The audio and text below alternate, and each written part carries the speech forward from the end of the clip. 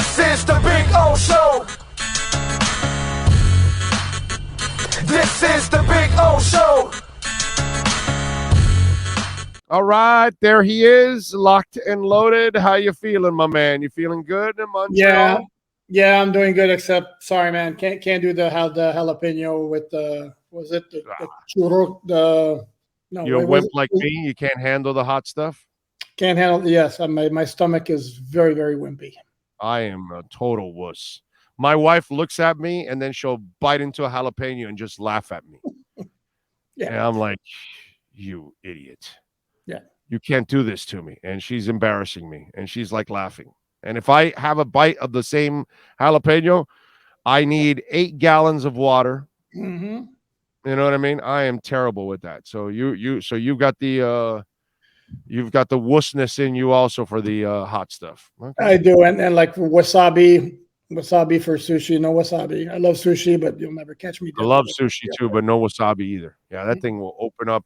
Although I will do the shrimp cocktail at St. Elmo's, and there's no doubt in my mind that shit has wasabi in it. It very well might. I actually tried it one time with the cocktail sauce, and it completely ruined it for me. And it's like, no, sorry, can't do it. I take it with that one because it tastes so good. That cocktail sauce tastes so good, but it does open the crap out of your sinuses, bro. I mean, Jesus Christ.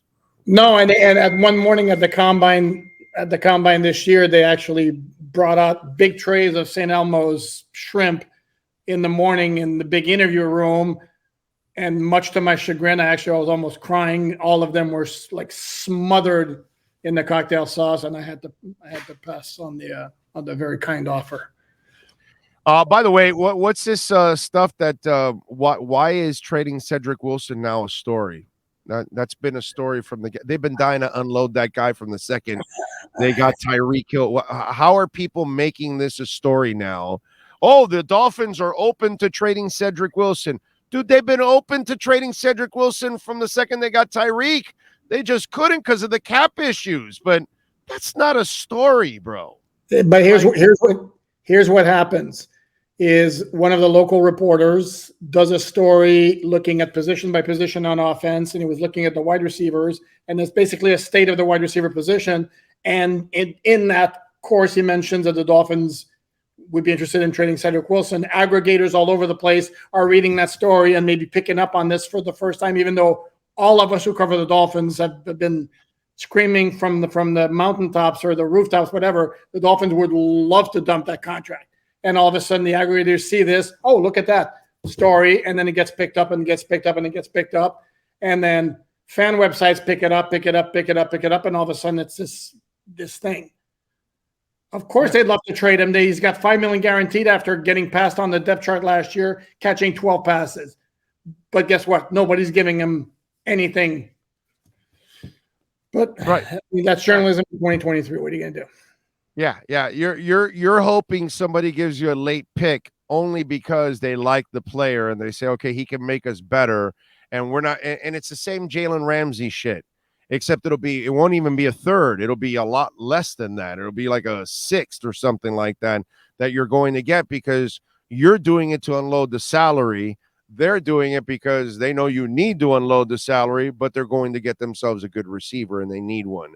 So you've just got to hope for the perfect spot that somebody needs a veteran receiver that needs to make a quick transition instead of hoping that you know what, we'll draft a rookie instead. But then we got to gamble that the rookie makes the quick transition. You've got to just pray for that perfect scenario. And I don't know if it exists. I know somebody wrote about Dallas missing him and all that crap, but I don't know. I don't know what's going to happen with him, but I know they miss him, but not at that money. You know what?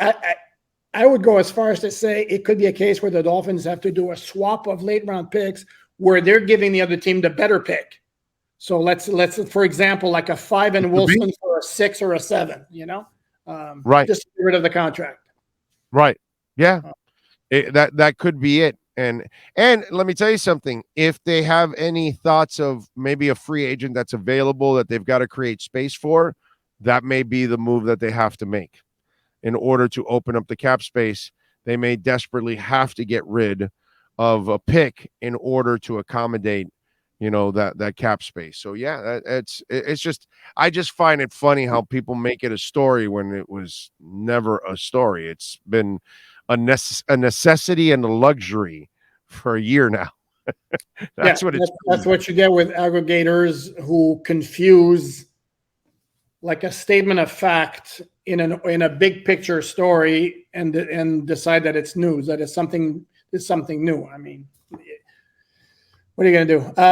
No, but that's like I said. All right. Well, the cat is out of the bag. At least people can calm down now. I mean, you figured it was going on anyway, but the Christian Wilkins talks are ongoing. So it's good to know that, because a lot of people were worried. It's funny how this whole story has turned out, because the first couple of years, I could just hear people complaining that Christian Wilkins wasn't worthy of the draft pick, right? Then the last couple of years, he's proven that he's more than worthy of the draft pick, that he's turned into one hell of a player. And so now people are dying for him to get signed and stay here. So it's gone from me hearing people say, well, he's not worthy of the pick. And it's like, yo, relax, dude. He's just started his career. Let him, kind of establish himself. So, but it's good to hear that obviously what should be an anchor for this team eventually will be here for a long time to come. Yeah, and it wasn't, if you recall what Chris Greer said at the Combine in March, he the thing with Chris is he doesn't want to like get involved in saying anything with I'm having these discussions with an agent, which is what he made clear. He also said at the time, we want him around for a long time. So at that point, I think all of us took it like, okay, it's going to get done. It's a matter of when it's going to get done. And obviously, it's not going to get done without the Dolphins talking to Wilkins' agent.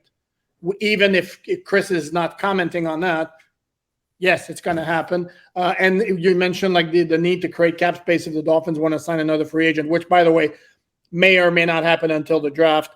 But that's another way to create space, because right now he's on the books for, what was it, 10.3 or something like that on the 50-year option. 10.75. Okay. Well, you can reduce that with a long-term extension where, more of the money is in future years. So there's a double benefit. Unlike, for example, Zach Sealer is another really, really good player, but his cap number right now is really low. So you're doing it strictly to reward the player and make sure he stays around, as opposed to Wilkins, where an extension serves two purposes. Yep. That's, at least for people out there, they can kind of relax a little bit. Eventually he'll get signed. I think one thing that's going to change about this team and under this leadership group here is, for many years we saw guys actually, leave and go get their next contract somewhere else. And sometimes you would see them pay other people's free agents to come here, and it was just kind of a screwed up situation. I think Chris Greer and company are going to want to keep the guys that they develop. You know what I'm saying? I don't think we're going to start seeing, like we had a little run a few years back where guys would be leaving the Miami Dolphins after you ended up, developing them. Yeah, but the circumstances also come into play there. Like, I mean, because you can go back, like Tunsil, for example, that was the case of Houston kept coming back with better offer after better offer where you didn't have a choice. Minka had the clash with Flo. And then before that, like, for example, I mean, they re-signed, they did the 5th-year option with Devontae Parker and then kept readjusting, eventually wound up trading him at some point where maybe they decided the guy had plateaued in terms of what he could bring. But no, that's the way that's what's good. It's good business is you get good players that you develop, hang them around. And Wilkins he's a foundational piece, and he's one of your, on a team that's got a lot of its best players coming from the outside. Well, he's a homegrown foundational piece, just like Xavier Howard. Though I think, in X's situation, his shelf life might be getting, towards the back end. Sure. Yeah. I'm expecting a very motivated X this year, because he knows he's going to get cut next year if he doesn't perform at a high level. and with Jalen Ramsey. I think there's a lot of carrots dangling for him next year that that should motivate him to want to come back and have a great season, not just because he's a pro and not just for the Dolphins, but for his future. Yeah, and this is where, though, I would point out that, and I agree with you that he's got like whatever motivation that he has as a base. There's even more this year, but I think last year the biggest issue to me wasn't that he wasn't putting out. To me, it looked like he was a guy who wasn't right physically the whole year, and he kept playing. And sorry, he's a cornerback who needs his legs, and he's got like groin issues all over the place. That's going to affect his play. Yeah, there's no doubt that guy was injured last year. You could tell. I mean, that was as obvious as it gets that he wasn't himself last year. And so I'm expecting a different guy when it's all said and done. Damn, what was I going to ask you now? I was just going to ask you something I freaking forgot. What was I going to ask you? Oh, yes. What do we on the injury front? What do we know about Brandon Jones? Do we know anything about his injury? He's rehabbing fine. He posted some shots of himself on social media, like doing some work. You want to see he got injured in October. You're looking, 3 months is January. Now it's like 6 month time period. So my best guess is the offseason program for the Dolphins starts in 2 weeks from now. Wouldn't surprise me if you didn't see him at all, but I don't think would be a major concern from all indications. The recovery is going well. I think, again, I don't necessarily think we're going to see him in the offseason program. I don't think it's a major deal. I certainly would expect him to be ready and good to go for the start of training camp. Do we know anything about Teron Armstead? Because that poor man had 86 injuries. Probably same deal. I don't believe he had surgery after the offseason. It was all stuff that just needed to heal on its own. Again, he's a pro. Is it really going to matter a whole lot if he doesn't participate in the offseason program? My guess he's going to be around and just, I don't want to say chilling, but kind of chilling. Okay. All right. What do you got going on SI so folks can check you out, my friend?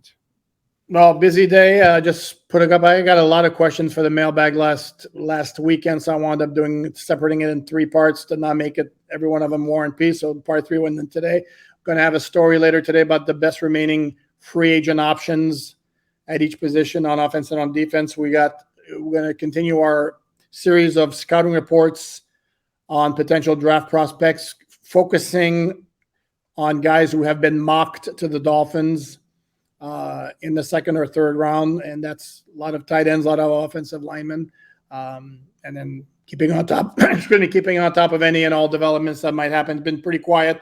I mean, they didn't do any roster moves last week. Nothing since the Justin Bethel re-signing and John Jenkins signing with the Las Vegas Raiders. It's possible that won't change, but if it does change and something happens, we'll be on top of it.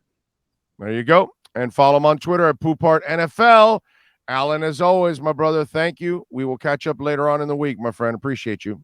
Sounds good. Enjoy the jalapenos. Yes, sir. There you go. Alain Poupart, baby. And when it comes to EJD Construction, man, you got to call my guy, Eric. They know how to take care of you. And Dade and Broward counties, by the way, not Palm Beach. All right, just in case, because I know we've had listeners call from Palm Beach County. But if you live in Dade or Broward County, call them 305-433-4843. They do something really cool because maybe you're still at home while they're working on your home, or maybe you're away. But either way, they've got an app that you have your own section to it that you go into it every day, and they take pictures, and you keep updated on everything going on every single day on every single site that they're working on. 305-433-4843, fully insured liability and workers' comp, custom home construction, major home remodeling, folks. If you're looking to do anything along those lines, you call them in Dade or Broward County and tell them that Big O sent you. Eric will take care of you. This is the owner's personal cell number, 305-433-4843 for EJDconstruction.com.